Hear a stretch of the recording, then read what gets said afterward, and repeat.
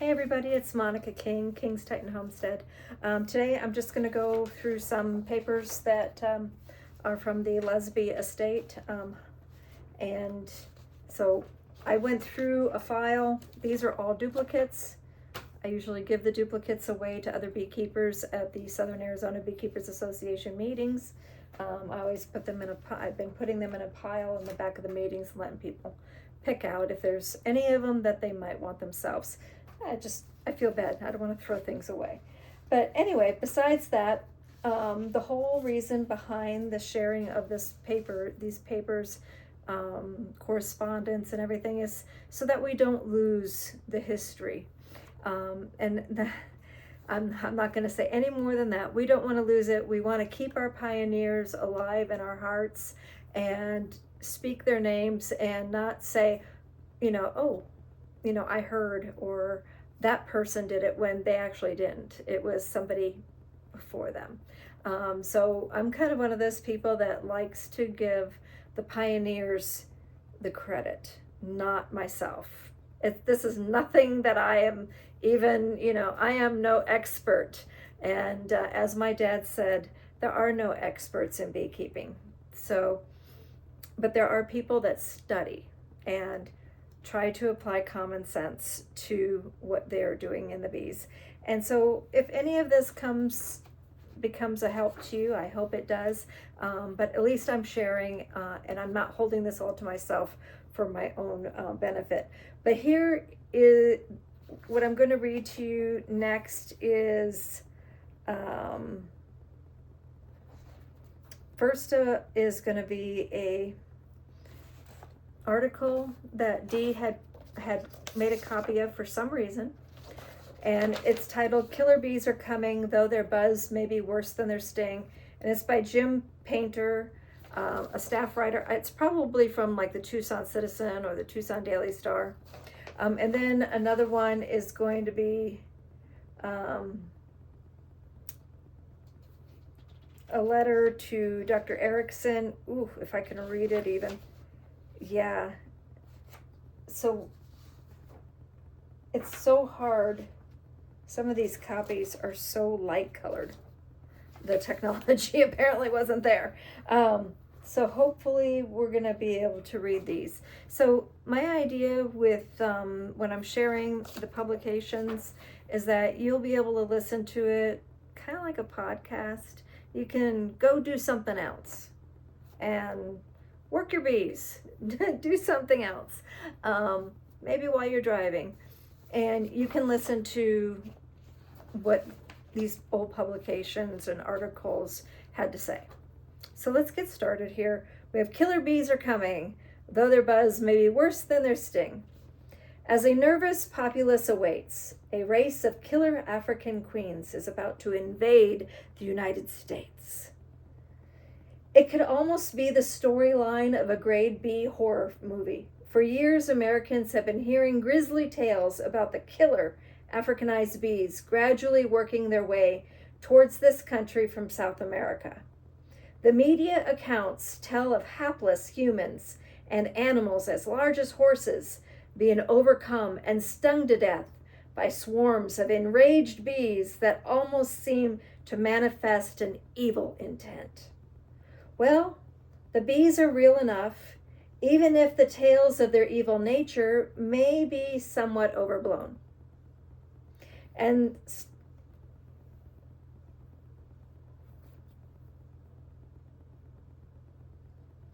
they're moving north at an average rate of 300 to 350 miles per year and are expected to reach southern Arizona by late 1989 or early 1990, according to Dr. Eric Erickson, director of the USDA Bee Lab in Tucson. However, the danger they pose has been greatly exaggerated, Erickson stressed. Not every one of those colonies is ornery. Only about 25 to 30% are ornery, Erickson said. He explained that no species of bee is really aggressive, but that they are defensive of their colonies and that the Africanized bees just happen to defend their colonies with a bit more vigor than domestic bees. The problem of how Arizona beekeepers should deal with the coming invasion of the Africanized bees is going to be one of the main topics at a convention of the Arizona Beekeepers Association, December 9th through the 11th at the Days Inn at 88 East Broadway in Tucson. The Arizona Beekeeper Association President Dee Lusby agrees with Dr. Erickson that the problem of killer bees has been greatly overblown. We really don't see much of a problem, she told The View in a telephone interview. We're more afraid of the press than the bees because of the horror stories. Very right. Apparently, some less informed citizens are so concerned about the approaching bees that they've gone to the extent of committing vandalism against the hives of some Arizona beekeepers. Lusby said some apiaries near Tucson had been turned over or damaged by blasts from shotguns. She and Dr. Erickson, among others, hope that next month's convention will help educate the public and relieve some of the fears about the bees. Bees are vital to agriculture because many crops depend on honeybees to aid in pollination. Lusby said the emerging apple industry in Arizona is totally dependent on bees for pollination, and other crops such as citrus, melons, and most vegetables also require the help of the bees. The cotton industry, however, is probably the least dependent on bees for fertilization and may in fact be largely responsible for huge losses in the commercial beekeeping industry. We lose 1/3 of our bees every year due to pesticides used in the cotton industry, Lusby said. About 20 years ago, there were 150 to 160,000 bee colonies in Arizona. She continued, now we're down to about 60,000. And a lot of that is due to the cotton industry. So the last thing Arizona beekeepers and breeders want is a poorly informed, and overly concerned public willing to ban beekeeping or use pesticides on existing bee colonies in order to control Africanized bees. The queen is the key. The story of the advancing killer bees goes back to 1956, when a strain of African bees was introduced to Brazil as part of a project to interbreed them with the domestic stock.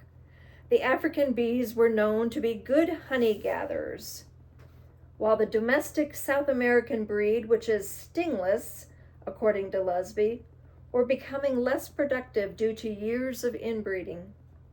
Dr. Erickson related the legend that a workman on the Brazilian breeding project who was more sympathetic to the bees than to the project turned them loose.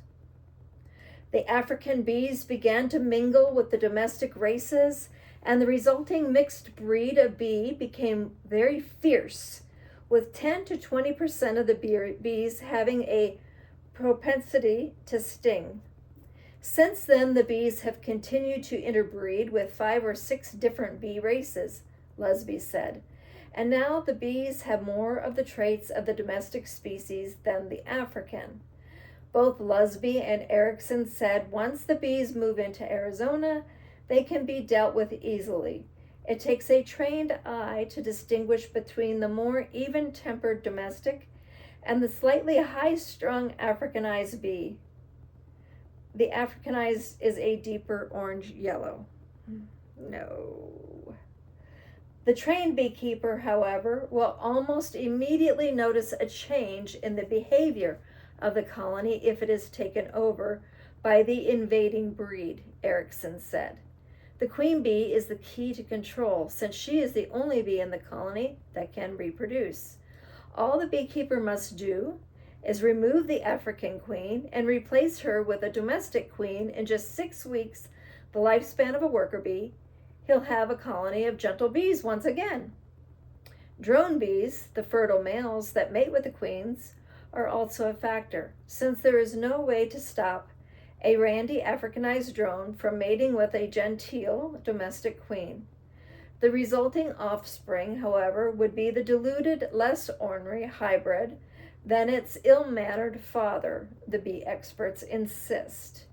Eventually, through crossbreeding and queen replacement, the gene pool of the African strain will be diluted to the point that the African's nastier characteristics will no longer be a factor, Lusby explains. Lusby estimates that it will take 2 to 3 years after the Africanized bees reach the U.S. for this dilution process to be completed, and it will occur faster in agricultural areas than in urban areas where beekeepers aren't allowed to keep colonies. Furthermore, she doubts that the Africanized bees will advance further than the southern part of Arizona, since they are unable to survive in a climate with a mean temperature below 60 degrees. The Arizona Beekeepers Association statewide convention will take place December 9th, 10th, and 11th at the Days Inn at 88 East Broadway, Tucson. A $35 admission fee includes 2 days of speakers, panel discussions, 3 buffets, an auction, and the Honey Queen program. For more information, call D. Lusby. So I'm going to assume that this was probably written in the late 80s. So we know, we know that they're here. And the defensive capabilities have not been outbred. I was just on a podcast with Bee Love that hasn't come out yet. It'll come out soon, and I will definitely share. I was also just on a podcast with About Bees, Culture, and Curiosity with Ron Mickshaw, my uncle Ron. Don't call him that, though, during an interview. That's a no-no. And I'll share the link to that one below. But basically what I was mentioning the Bee Love podcast for was that he had mentioned that he had just Eric had mentioned, he had just spoke to people doing bee removals in Southern California, and that the Africanized bees that they're getting are so nice that they're not requeening, and that it's just all hype, that, you know, everybody else that's talking bad about them are all wrong, or something like that. Well, you know what? That's just your area.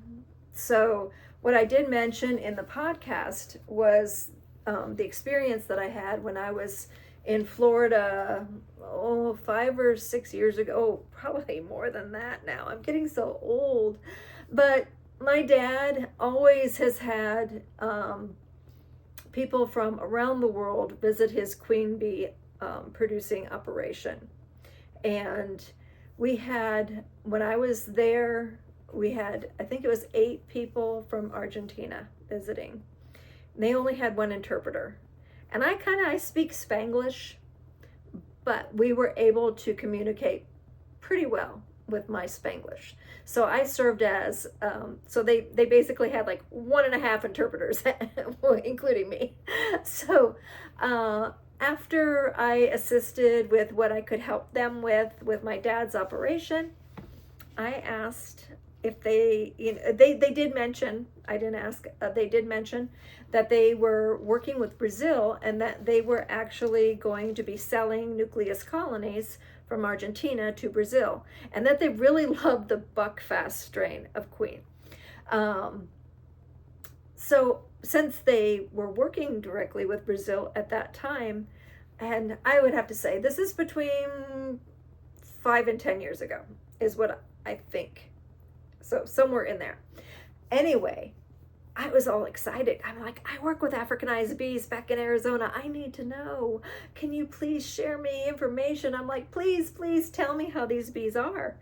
And so Vince said, okay. He said, well, there were some bees that we met in Brazil that were just easy to manage, easy to work with. They were really like, not bad bees, and they were prolific, and they were making honey, and I could, I had my veil on, but I could work, my hands were out of my pocket. I didn't have gloves on. I wasn't being stung up, and I enjoyed it. It was a, enjoyable visit to this apiary. But then he said, then they took us deeper, deeper into the bush or into the tropics, forest or whatever you want to call it, but deeper in, where there was bees that he said were that kind where his hands were in his pockets. He was protecting his hands from being stung. They were the kind that, had that defensive capability. They were using the giant, I think they call them fumidors, the giant smokers that are like monstrous smokers, and they were just smoking them heavily and working them the way they have had to work the Africanized bees ever since, they got loose in the, so those were the bees that they were actually, the people were wanting to import nucleus colonies into the area to saturate down. And he and I had a little talk about what I thought about crossing the buckfast with the Africanized bees in that area, because I had found, this is just my personal experience, and as I said, if you're listening, if you're in Arizona and you live in Arizona and you're listening to the podcast maybe about the California experiences with the Africanized bees, they're different. They're in a different climate. They're in a different environment.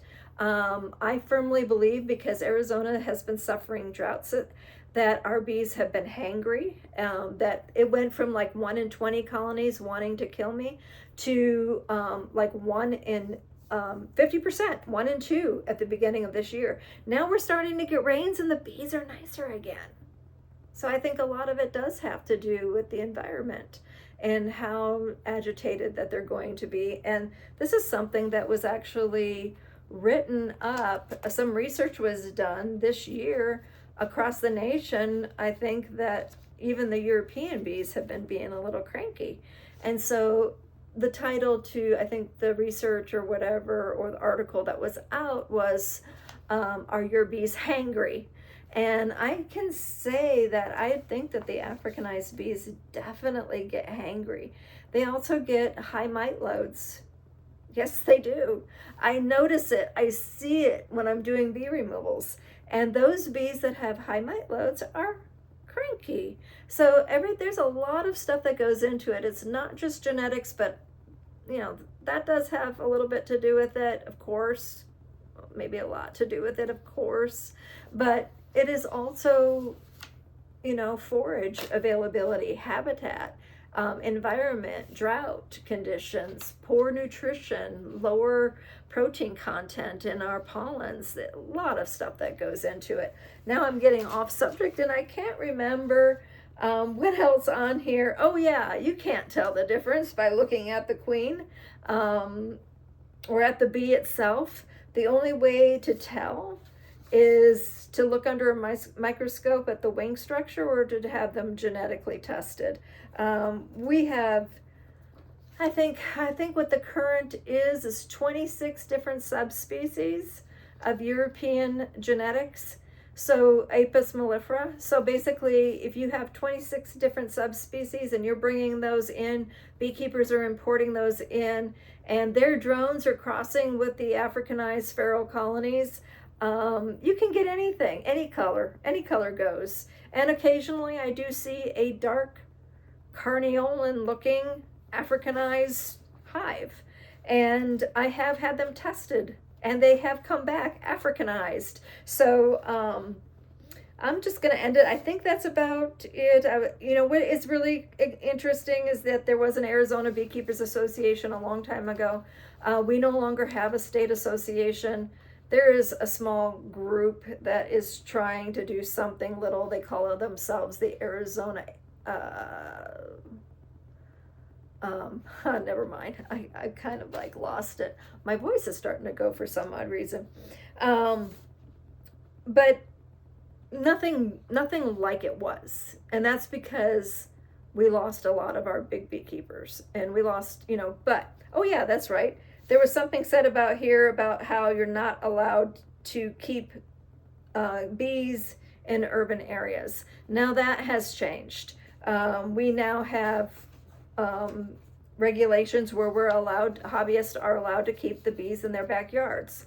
And I can put a link to that too. The Southern Arizona Beekeepers Association does have links to resources, and there'll be a link to that regulation so that everybody does know about that for for Tucson, especially Pima County.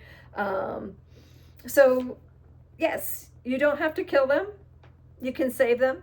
You can requeen them, and you can keep them in your backyard. I highly recommend only keeping the European stock line in your backyard.